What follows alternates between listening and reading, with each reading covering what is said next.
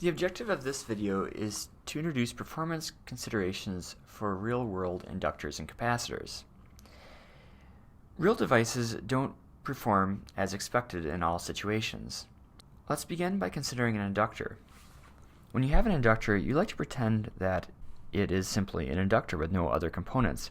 However, in actuality, you end up getting a series resistance as well as an inductance. And the complete performance of the inductor is impacted by both core and copper losses. And these loss mechanisms make our resistance a function of frequency. So what do we mean by this? Well, when you flow current through an inductor, you are actually flowing current through a piece of copper, through a winding, and that winding has a certain finite resistance. To a first order effect, the resistance has the same value at DC as it would at a different frequency. However, as your frequency progressively increases, you start to have skin effect, which means that the inner region of your conductor is no longer utilized, and you have a much smaller surface area to carry your current. This increases the resistance as a function of frequency. Further, when you flow current through an inductor, you're creating a magnetic field in the core of the device. When your magnetic field changes, this induces losses in the core. Changing magnetic fields cause both eddy currents and hysteresis losses in the core, and these phenomena can also be modeled as an equivalent resistance in your inductor. So the frequency dependency is due to both skin effect and core loss.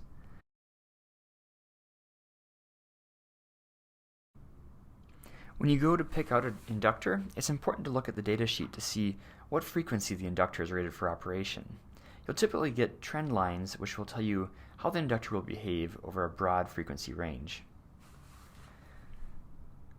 Let's now consider the capacitor in more detail. Similarly, when you pick out a capacitor, you like to think that you're getting this device, which is only a capacitor. However, in actuality, a capacitor can have significant series resistance and series inductance in addition to the capacitance.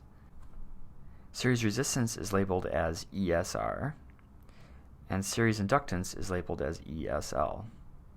These are undesirable features of your capacitor, and you hope that they're small enough that they don't matter, but you have to check to be sure. So the impedance of each of these sources can be calculated in the familiar manner based on the frequency of the excitation. Now let's do a brief exercise. Suppose that for our switching frequency we have the following impedance values. And I want you to think about whether this is a valid capacitor. That is, whether this is a workable capacitor for your single-pole double-throw converter.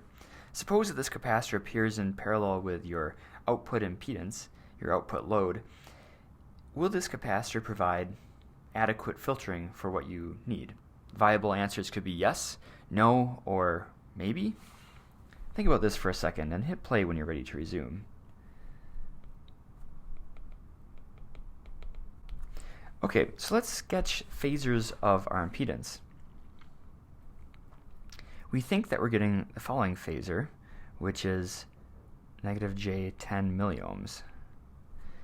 However, we see that we have in series with this positive J 100 ohms, which I'm not drawing to scale, plus positive 10 milliohms.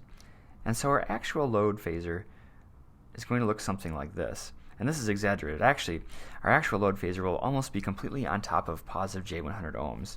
So you have to conclude that no, this is not a workable solution for your single pole double throw switching converter.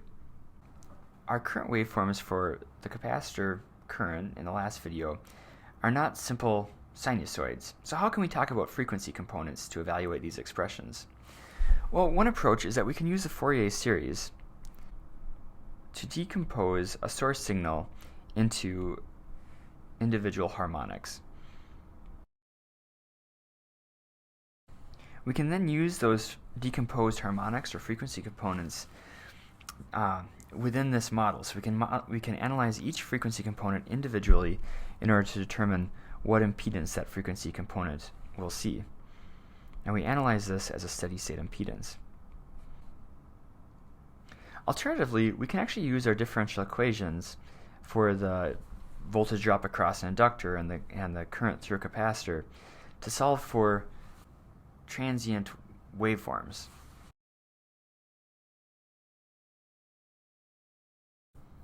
So let's consider an example of this.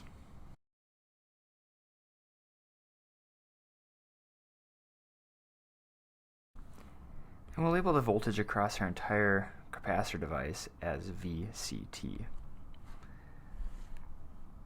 So the example will be to look at the following waveform, to assume the following waveform of current through a capacitor, and then to calculate the voltages due to each component. And we're going to define a time scale that this waveform will change on. And these will be in units of microseconds.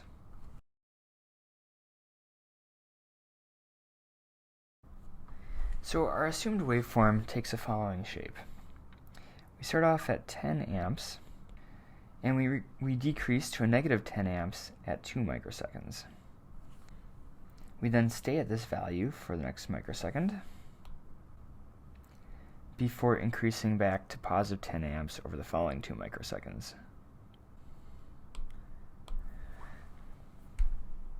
Now, on the bottom graph, we're going to draw the voltages due to each of these components. I want you to take a second and sketch what the voltage drop across the ESR, the equivalent series resistance, is. When you're ready to see the answer, hit play to resume.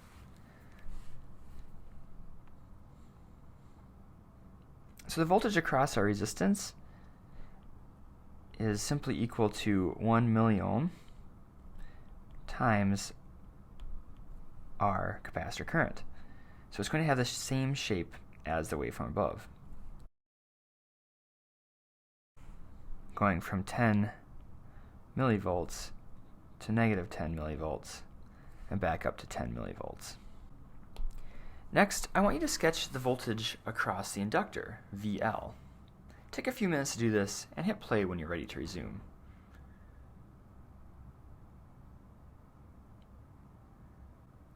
To sketch this voltage, it's useful to label di dt in the different regions. Clearly, di dt in this first region is equal to 0, so we'll have no inductor voltage in this region. In the next region, we can see that we drop 20 amps over a period of 1 microseconds. So di dt is equal to a negative 20 amp per microsecond. And if we multiply this by 1 nanohenry, we see that we're going to get a value of negative 20 millivolts. So we'll go from 0 volts down to negative 20 millivolts. And then in the next period, we again have 0 di dt, so we go back to 0 volts. And finally, we rise from negative 10 millivolts to positive 10 millivolts. Finally, we rise from negative 10 amps to positive 10 amps over a period of 2 microseconds, which means that in this interval, di dt is equal to 10 amps per microsecond. And if we multiply that by our inductance, we get a value of 10 millivolts. Okay, next I want you to calculate the voltage ripple across the capacitor element. So tell me, what is delta VC? Hit play when you're ready to resume. Delta VC will correspond to a delta Q over our capacitance. So we can find this by summing up the charge over one interval here. And let's pick this interval right here. Here we can see that Q is simply 1 microsecond times negative 10 amps, which is going to give us 10 microcoulombs. In this interval, we can find it to be 2.5 microcoulombs, and over here we have 5 microcoulombs. So our total Q is equal to 17.5 microcoulombs, and if we divide that by our capacitance of 1 microfarad, we end up getting 17.5 volts. The logical next step in this exercise would be to sketch our capacitor voltage on top of this waveform, but we can see that this is an absurd exercise since we're talking here about tens of volts on a scale of millivolts. And therefore, you can see in this example that the parasitic components actually did not matter for this waveform. Our capacitor dominated any effect from those parasitic values of ESL and ESR. This concludes this video. In this video, we have developed performance considerations for inductors and capacitors in real life, which suffer from parasitic effects.